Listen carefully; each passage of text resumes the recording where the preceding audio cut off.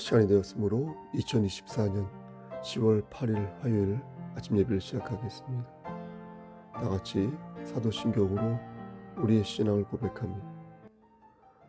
전능한 천지를 만드신 하나님 아버지를 내가 믿사오며 그 외아들 우리 주 예수 그리스도를 믿사오니 이는 성령으로 잉태하사 동정녀 마리아에게 나시고 본디오 빌라도에게 고난을 받으사 십자가에 못 박혀 죽으시고 장사한 지 사흘 만에 죽은 자 가운데에서 다시 살아나시며 하늘에 오르사 전능하신 하나님 우편에 앉아 계시다가 저리로서 산 자와 죽은 자를 심판하러 오시니이다. 성령을 믿사오며 거룩한 공예와 성도가 서로 교통하는 것과 죄를 사해 주시는 것과 몸이 다시 사는 것과 영원히 사는 것을 믿사옵나이다. 아멘. 거룩하시고 자비로우신 하나님 아버지, 하나님의 크신 사랑을 진심으로 감사드립니다. 오늘도 우리에게 새로운 하루를 허락하셔서 예배로 하루를 열 수 있도록 혹은 예배 드릴 수 있도록 허락하여 주시는 은혜 감사합니다. 하나님, 이제 해가 많이 짧아져서 이제 캄캄한 하늘을 보며 아침을 맞이하게 됩니다. 하나님, 우리의 연수가 참 짧은데 세월의 덧없음을 느끼지 않도록 하시고 하나님 말씀 붙잡고 우리의 삶을 열심히 개간하며 삶 속에서 참 평강과 참 보람을 느끼며 살 수 있도록 하나님 은혜 베풀어 주시옵소서. 우리에게는 영생이 있으므로 우리 주 예수 그리스도 안에서 진정한 삶의 의미를 생각할 수 있도록 하시고 세상에서 누리는, 세상에서 즐기는 그런 쾌락과 그런 편안함이 아닌 주께서 허락하신 그 평강 속에서 좁은 문으로 걸어갈 때에 하나님 우리에게 힘 주시고 우리에게 평강을 허락하여 주시옵소서. 우리에게 맡겨진 사명을 잘 감당할 수 있도록 하시고 천국 백성으로서 본이 되는 삶을 살 수 있도록 하시며 그리하여 우리가 서 있는 그 자리에서 예수 그리스도의 냄새를 발하는 자 될 수 있도록 은총 베풀어 주시옵소서. 우리 성서교회 공동체로서도 그 방주의 역할을 잘 감당할 수 있도록 하셔서 죽어가는 영혼들을 살리는 구원의 방주가 될 수 있도록 은총 베풀어 주시옵소서. 심신이 연약한 자들 위해 기도합니다. 하나님 저들에게 함께 하시사 넘어지더라도 다시 일어설 수 있도록 하시고 하나님 말씀 붙잡고 열매 맺는 삶을 살 수 있도록 은혜 베풀어 주시옵소서. 우리의 자녀들에게도 함께 하시사 저들이 하나님과의 인격적인 교감 속에서 진실로 하나님께 경배하는 자 될 수 있도록 주여 저들의 삶을 간섭하여 주시옵소서. 주관하여 주시옵소서. 우리 새로운 생명을 허락하신, 새 생명을 허락하신 우리 세연에게도 함께 하시사 하나님 우러물어 잘 자랄 수 있도록 축복하여 주시옵소서. 모든 말씀 예수 그리스도의 받들어 감사하며 기도드렸사옵나이다. 아멘. 하나님 말씀 누가복음 13장 22절에서 30절 말씀입니다. 누가복음 13장 22절에서 30절입니다. 제 성경으로 신약성경 118쪽입니다. 예수께서 각 성, 각 마을로 다니사 가르치시며 예루살렘으로 여행하시더니 어떤 사람이 여짜오되 주여 구원을 받는 자가 적으니이까 그들에게 이르시되 좁은 문으로 들어가길 힘쓰라 내가 너희에게 이르노니 들어가기를 구하여도 못하는 자가 많으리라. 집주인이 일어나 문을 한 번 닫은 후에 너희가 밖에 서서 문을 두드리며 주여 열어주소서 하면 그가 대답하여 이르되 나는 너희가 어디에서 온 자인지 알지 못하노라 하리니 그때 너희가 말하되 우리는 주 앞에서 먹고 마셨으며 주는 또한 우리의 길거리에서 가르쳤나이다. 하나 그가 너희에게 말하여 이르되 나는 너희가 어디에서 왔는지 알지 못하노라. 행악하는 모든 자들아 나를 떠나가라 하리라. 너희가 아브라함과 이삭과 야곱과 모든 선지자는 하나님 나라에 있고 오직 너희는 밖에 쫓겨난 것을 볼 때에 거기서 슬피 울며 이를 갈리라. 사람들이 동서남북으로부터 와서 하나님의 나라 잔치에 참여하리니 30절.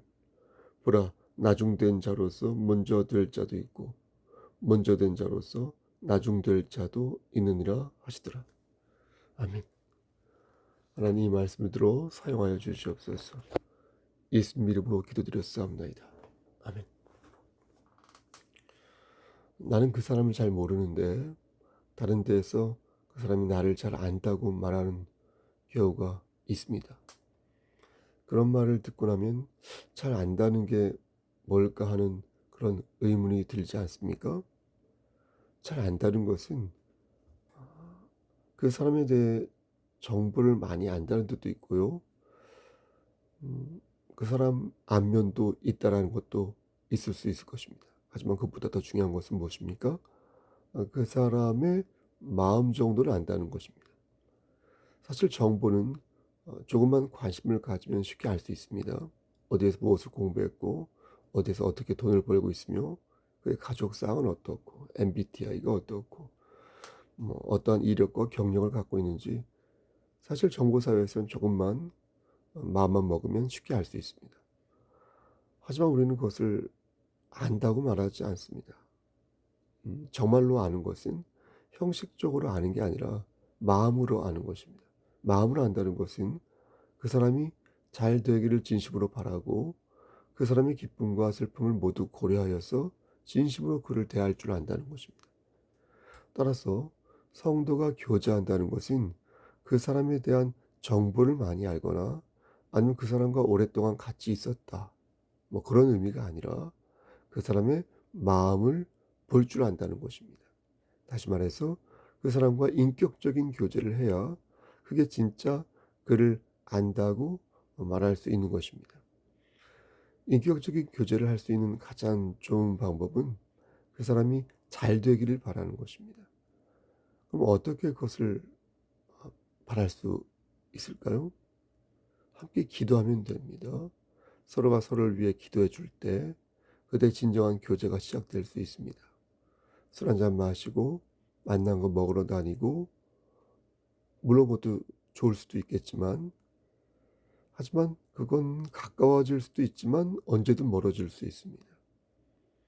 서로의 기도 제목을 묻고 그것을 위해 함께 기도하면서 영적인 교제를 나눌 때 자연스럽게 인격적인 교제가 저는 이루어질 수 있다고 보는 것입니다.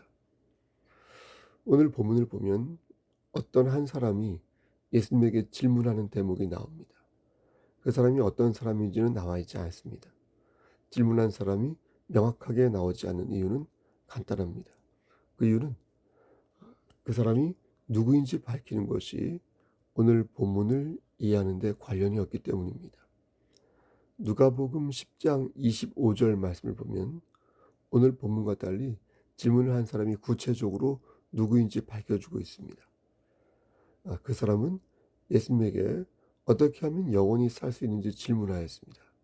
10장 25절 말씀입니다. 어떤 율법 교사가 일어나 예수를 시험하여 이르되 선생님 내가 무엇을 하여야 영생을 얻으리이까? 여러분 누가 질문했습니까? 맞습니다. 율법사가 질문했습니다. 왜 질문하였습니까? 시험을 하기 위해서 질문하였습니다. 그러니까 정말로 궁금해서 예수님께 질문을 한 것이 아니라 예수님을 시험하기 위해서 질문했다는 것입니다. 여기서 예수님을 시험하기 위해 질문했다는 것은 예수님이 내 질문에 답을 하지 못할 거라고 생각해서 질문한 게 아니라 이 질문을 통하여 자기 자신을 질문한 사람이요 자기 자신을 과시할 수 있어서 그렇게 한 것입니다. 마치 우리가 가끔 어떤 것을 알고 있을 때 잘난 척하고 싶어서 누구한테 너 이거 알아? 이렇게 묻는 것과 같은 것입니다. 율법사는 어떻게 하면 영생을 얻는지 알고 있었습니다. 당시 유대 사회는 정해진 계명을 지키기만 하면 천국에 갈 수 있다고 가르쳤습니다. 그러니까 마음속으로는 나쁜 마음을 품었어도 겉으로 계명만 지키면 천국에 갈 수 있다고 가르친 것입니다. 그러니까 항목면에서는 복잡했지만 실질적으로는 그렇게 어렵지 않았던 것입니다. 왜 그렇습니까? 마음으로 내가 그를 저주하여도 '야 쟤 왜 저래?' 이렇게 생각해도 겉으로만 이렇게 표현하지 않으면 되는 것입니다. 드러내지 않으면 되는 것입니다. 친절하게 대하면 되기 때문입니다. 마음의 음욕을 품어도 겉으로만 그렇지 않은 척 하면은 그렇기 때문에 유대인들은 대체로 적당하게 하나님을 믿으면 상급은 다를지언정 웬만하면 천국에 갈 수 있다. 이렇게 믿고 있었던 것입니다. 근데 지금 그것을 가르친 율법사가 예수님에게 영생하는 방법을 질문한 것입니다. 그러니까 예수님을 시험하여서 자신을 이렇게 드러내고자 하는 시건방진 모습, 예? 시건방진 모습의 전형이라 하겠습니다. 우리 주님은 율법사에게 말씀하셨습니다. 하나님을 사랑하고 이웃을 사랑하라. 이웃이 누구냐고 묻는 그에게 주님은 선한 사마리아 사람의 비유를 들어가면서 진정한 이웃이 누구냐라고 반문하셨습니다. 그런데 10장 37절 말씀 보면 율법사의 답변이 코웃음을 치게 만듭니다. 예수님께서 이 세 사람 중에 누가 강도 만난 자의 이웃이 되겠냐라고 묻자 그는 사마리아 사람입니다 라고 말하지 않고 어떻게 얘기합니까? 자비를 베푼 자입니다. 이렇게 말한 것입니다. 율법사가 이렇게 말한 이유는 자존심 때문에 그런 자존심 때문에. 그놈의 자존심 때문에.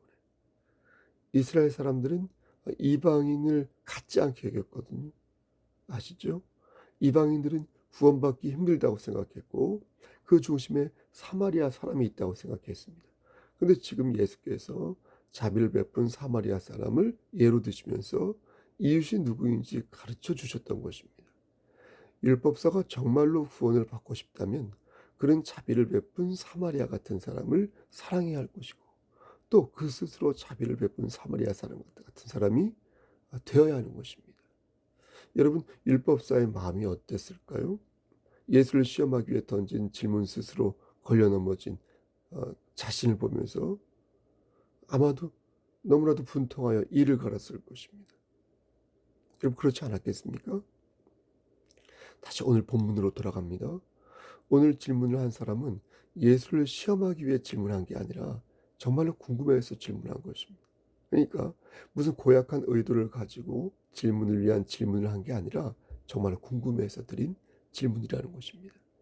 그가 질문한 내용은 왜 구원받는 자가 적습니까? 라는 것이었습니다.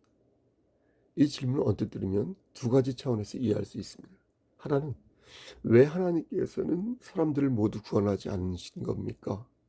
이고 또 하나는 모두까지는 아니더라도 이왕이면 많이 뽑으시지 왜 이렇게 적게 뽑으십니까? 라는 것입니다. 앞에서도 말씀드렸지만 당시 이스라엘 사람들은 율법을 지키면 구원을 받는다. 이렇게 율법사들에게 배웠습니다. 그 마음과 상관없이 형식적인 차원에서 율법을 지키면 적당하게 천국에 갈 수 있다. 이렇게 생각했다는 겁니다. 그런데 예수님의 말씀을 가만히 옆에서 지켜보니까 자꾸만 그게 아니라고 말씀하시는 것입니다. 쉽게 갈 수 있겠다고 생각한 천국이 정말로 들어가기 힘든 곳일 수 있겠다는 생각을 저들이 갖게 된 것입니다. 그러니까 일종의 예수님의 말씀을 듣고 발상의 전환이 일어난 것입니다. 발상의 전환. 예수님께서는 질문한 그 사람의 마음을 간파하셨습니다. 그리고 그가 이전의 율법사처럼 자신을 시험하기 위해 질문한 게 아니라 진짜 궁금해서 물어본 것이다 라는 것을 아셨습니다.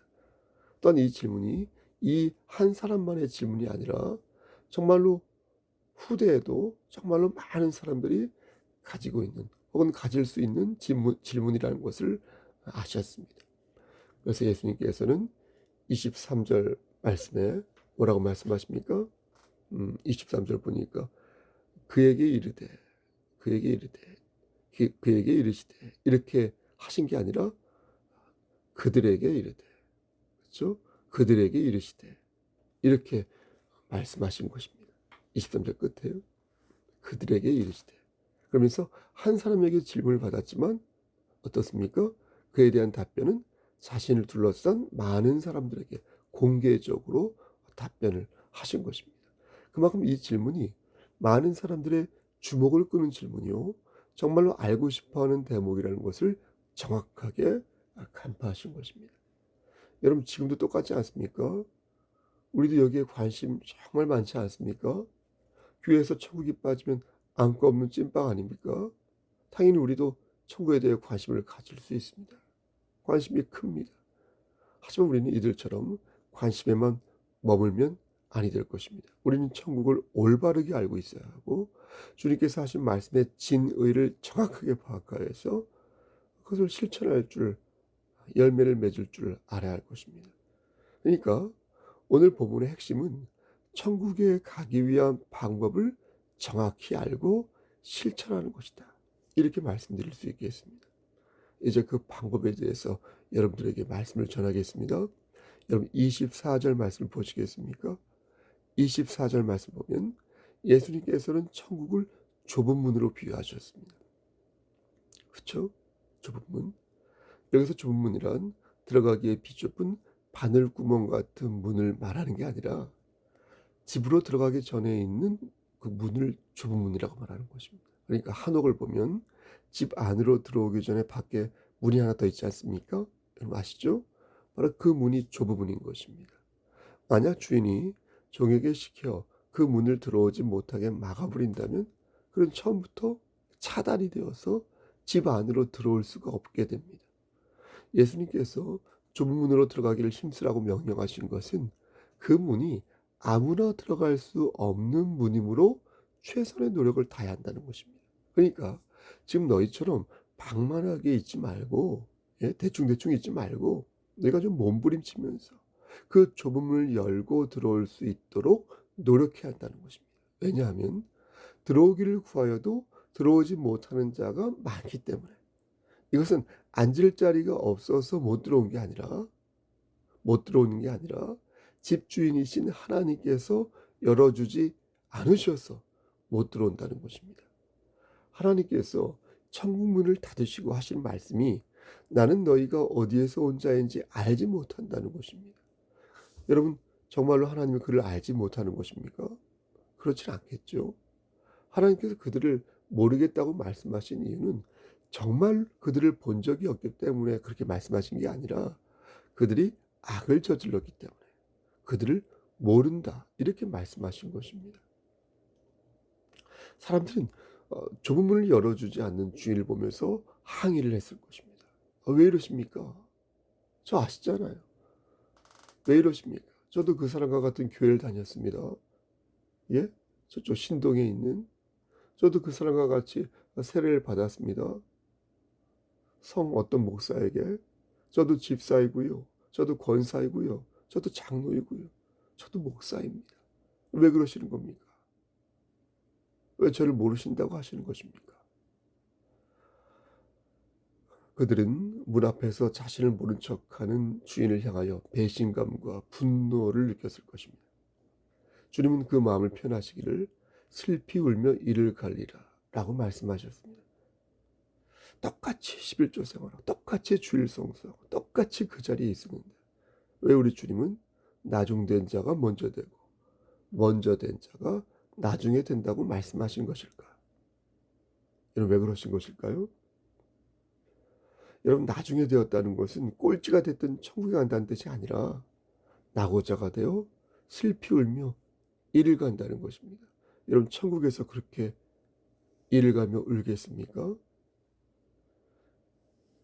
그가 아쉽게 떨어졌다는 게 아니라 이 말씀은 악을 행해서 천국에 가지 못했다는 것입니다. 우리가 악을 행하였으므로 하나님께서는 우리를 모르게, 나 너 모른다, 이렇게 말씀하신다는 것입니다. 아무리 교회를 다니고 가르침을 받고 모든 것을 다 했어도 너희가 악을 행한다면 나는 너희를 알지 못한다는 것입니다. 그럼 악이란 무엇입니까? 우린 다시 율법사가 예수님에게 한 질문을 떠올리게 됩니다. 하나님을 사랑하고 이웃을 사랑하는 것, 이웃에게 사마리아 사람처럼 자비를 베푸는 것, 바로 그것이 선이요 그것을 행하지 않는 것이 악인 것입니다. 만약 우리가 이 계명을 형식적으로 지킨다면 우리는 바리새인과 율법사 같은 사람이 되는 것이지만, 만약 우리가 이것을 마음을 다하여 지킨다면 우리는 하나님을 믿는 친절한 이웃이 되는 것입니다. 여러분 머릿속으로 한번 그림을 그려보시기 바랍니다.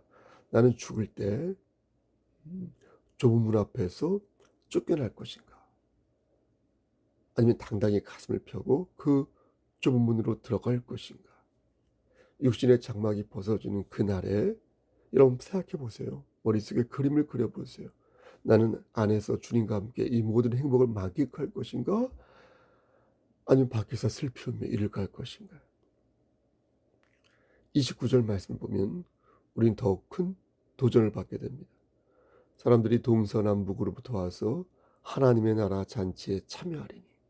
여러분 동서남북에서 왔다는 것은요, 이방인들이 몰려온다는 것입니다. 하나님을 몰랐던 사람들이요, 몸부림치면서 헌신하고 몸부림치면서 하나님의 말씀을 지키려 하면서 정작 그들은 천국에 이르지만 너희는 그러지 못한다는 것입니다. 여러분 우리는 심각하게 이 말씀을 읽어야 할 것입니다.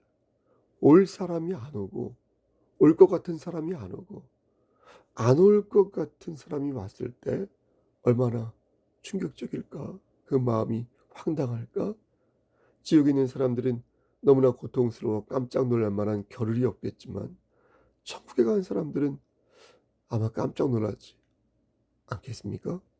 그가 올 줄 알았는데 그가 안 보이고 전혀 예상하지 못했던 그가 왔을 때에 어떤 신선한 충격. 저는 고백컨대 천국에 못 가는 목사가 되고 싶지 않습니다. 여러분들은 어떻습니까? 천국에 못 가는 구원사, 집사, 장로, 천국에 못 가는 인도자, 천국에 못 가는 어린 심령, 그리고 많은 낙오자들의 그 대열 속에 여러분 들어있고 싶습니까? 사랑하는 성도 여러분, 하지만 너무 걱정하지 마시길 바랍니다. 천국은요, 우리의 능력으로 가는 것이 아니요 하나님의 은혜로 가는 것이기에 우리는 이럴수록 하나님의 은혜를 붙잡아야 할 것입니다. 우리는 아무것도 하지 아니하고 하나님의 은혜만을 붙잡으라는 말씀이 아닙니다. 우린 믿음으로 구원받는 것이지만 믿음이 있는 자는 반드시 헌신하게 되어 있다는 것을 기억해야 한다는 것입니다. 여러분들이 몸부림을 쳤기 때문에 천국에 들어가는 것이 아니라, 여러분들 안에 있는 믿음이 있다면 여러분들은 몸부림칠 수밖에 없어야 한다는 것입니다. 몸부림을 쳐야 구원을 받는다는 게 아니라, 구원을 받은 자는 몸부림을 칠 수밖에 없다는 것입니다. 정말로 그가 믿음을 가진 자라면 그는 언젠가는 주님 앞에 무릎을 꿇습니다.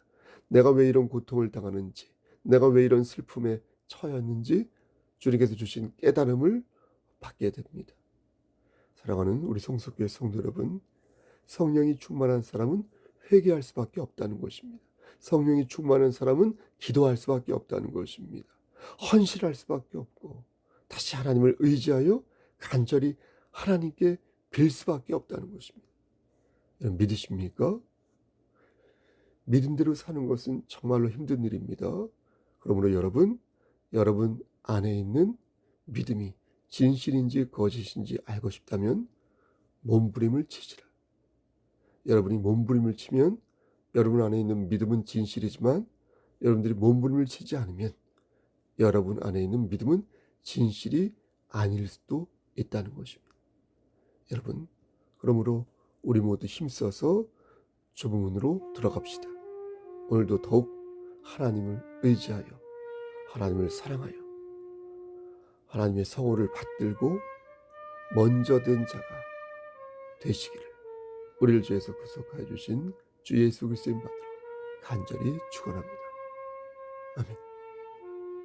이제는 우리를 주에서 구속하여 주신 우리 구주 예수 그리스도의 은혜, 아버지 하나님 만국하신 그 사랑하신 성령 하나님의 교통하신 그 은혜가 우리가 진정 힘써 좁은 문으로 들어가기를 소원하는 여기 모인 성도와 그들의 가정과 이 제단과 이 나라 위에 하나님의 사랑하심이 세세토록 함께 계실지어다.